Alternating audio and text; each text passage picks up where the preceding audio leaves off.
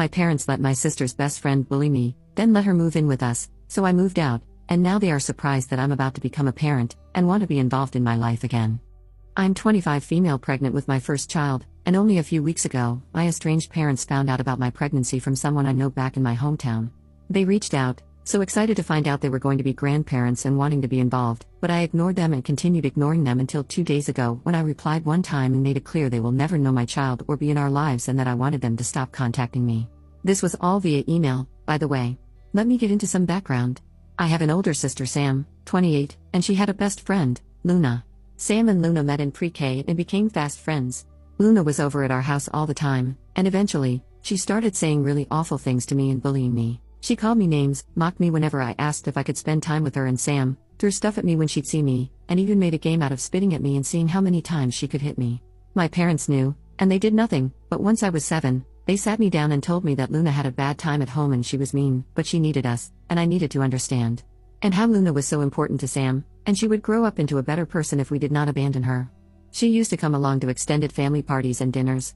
I remember one time Mom's side was all meeting up, and because my parents did not say Luna was coming, we were a chair short for a bit. Luna took the chair and then said there was no room for me at the table, just like there was not room for me anywhere, and I should cry in a corner somewhere.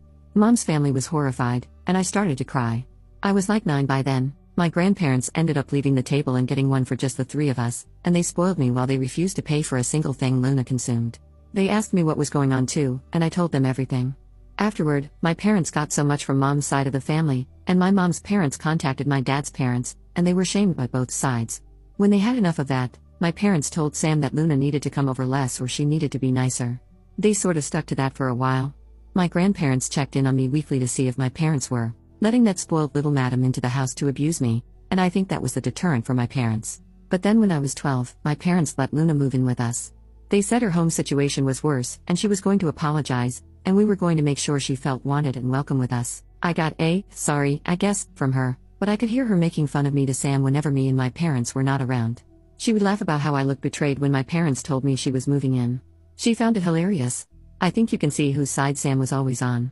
I lived like that for a little over a year before it got to be too much, and I told my grandparents Luna was living with us. They went ballistic on my parents, and after weeks or months of fighting about it, my grandparents insisted I was going to move in with them. My parents protested against it, but my grandparents said they could not be trusted to take care of me. My parents would not kick out Luna for me, so yeah. I lived with my grandparents the rest of that time, and I actually live in the same neighborhood as them with my partner now. I actually had zero contact once I moved in with my grandparents. These emails were the first contact in more than a decade. My parents keep replying to that one email. I got like 4 within